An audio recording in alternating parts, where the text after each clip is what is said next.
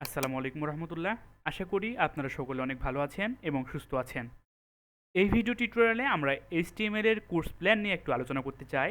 HTML এর কোর্সে আমরা কি কি রেখেছি এবং কোথায় থেকে শিখব, কোন ওয়েবসাইটটা আমি বেস্ট মনে করছি, সে সমস্ত বিষয়ে একটু আপনাদের সঙ্গে আলোচনা করতে চাই। তা এইচটিএমএল এর কোর্সে আমি যে সমস্ত বিষয়গুলো রেখেছি সেটা হচ্ছে এইচটিএমএল এর হোম, অর্থাৎ এইচটিএমএল এর একটু ইন্ট্রোডাকশন পার্টে থাকবে আমাদের হোম এবং ইন্ট্রোডাকশন।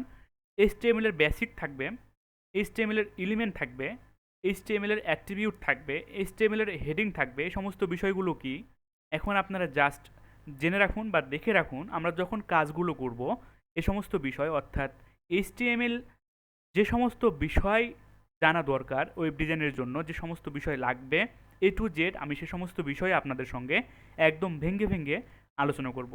তো হেডিং রয়েছে, প্যারাগ্রাফ রয়েছে, স্টাইল রয়েছে, ফরম্যাটিং রয়েছে, কোটেশন রয়েছে। তার পরবর্তীতে এইচটিএমএল কীভাবে কমেন্ট করতে হয়, কালার করতে হয়, কীভাবে সিএসএসে এইচটিএমএলকে অ্যাকসেপ্ট করবে সে সমস্ত বিষয়সমূহ। তার পরবর্তীতে লিঙ্ক কীভাবে কাজ করবে, ইমেজ, টেবিল, লিস্ট, এবং সর্বশেষে আমি এটা বলছি হচ্ছে এইচটিএমএল ফর্মস। তার পরবর্তীতে HTML block element, inline element এবং এইচটিএমএল আইফ্রেমস। তার পরবর্তীতে রয়েছে আমাদের এইচটিএমএল এর কিছু সিম্বল রয়েছে, সে সমস্ত বিষয় দেখাবো। ইমোজি রয়েছে, সেগুলো দেখাবো। এইচটিএমএল এর ভিডিও রয়েছে, সেগুলো দেখাবো। এইচটিএমএল এর প্রি ট্যাগ রয়েছে, সেগুলো দেখাবো। এবং এইচটিএমএল এর অডিও কীভাবে অ্যাড করতে হয়, ভিডিও কীভাবে অ্যাড করতে হয়, এবং ইউটিউবের যেই ভিডিওগুলো রয়েছে সেই ভিডিও লিঙ্কগুলো কীভাবে অ্যাড করতে হয়, সেগুলো আমি একটু আপনাদের সঙ্গে আলোচনা করব। তার পরবর্তীতে এইচটিএমএল ক্যানভাস রয়েছে, এইচটিএমএল ভিজি রয়েছে, এগুলো নিয়ে একটু আলোচনা করব। এবং সর্বশেষে এই পুরো জিনিসটা মিলে আমরা কি কি শিখতেছি, যা যা শিখেছি, এই সমস্ত জিনিস মিলে আমরা একটা এইচটিএমএল দিয়ে শুধুমাত্র প্রজেক্ট করব। তা আপনারা আরও বেশি বেশি জানার জন্য সবসময় ওয়েবসাইটকে ফলো করবেন, যে কোনো ওয়েবসাইট সেটা হতে পারে। তবে আমি যেটা ফলো করেছি সেটা হচ্ছে W3 স্কুলের। আমি একদম A to Z আমি আপনাদের সঙ্গে আলোচনা করবো ইনশাল্লাহ। W3 স্কুলে দেখুন, এখানে এইচটিএমএল আছে, সিএসএস আছে। আপনারা W3 ওয়েবসাইটে যাওয়ার পর W3 স্কুল লিখে সার্চ দেবেন, তাহলে আপনাদের কাঙ্ক্ষিত ওয়েবসাইটটা চলে আসবে এবং প্রথম লিঙ্কে আপনারা ক্লিক করবেন। তাহলে আপনাদের আমাদের যে এইচটিএমএল শিখতে পারবো।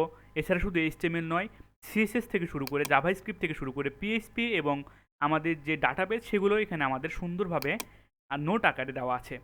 তো এই সিকোয়েন্সটা যদি আমরা ফলো করতে পারি, এইচটিএমএল এর এই সিকোয়েন্সটা যদি আমরা ফলো করতে পারি, দেখুন আমরা যদি এই সিকোয়েন্সটা আমরা ফলো করতে পারি, তাহলে ইনশাল্লাহ আমরা অনেক ভালো একজন ডিজাইনার হতে পারবো। তো এখান থেকে আমি রেখেছি, এখান থেকে আমি এটা ফলো করতেছি। এটা ফলো করার পরে পরবর্তীতে আরও যে সমস্ত বিষয় আমি ওয়েবসাইটে পাবো, সে সমস্ত বিষয় আমি আপনাদেরকে সর্বোচ্চ দেওয়ার চেষ্টা করব। তা দেখা হবে নেক্সট ভিডিও টিউটোরিয়াল থেকে। নেক্সট ভিডিও টিউটোরিয়ালে আমি একটু এইচটিএমএল এর ইন্ট্রোডাকশন পার্ট নিয়ে আলোচনা করতে চাই।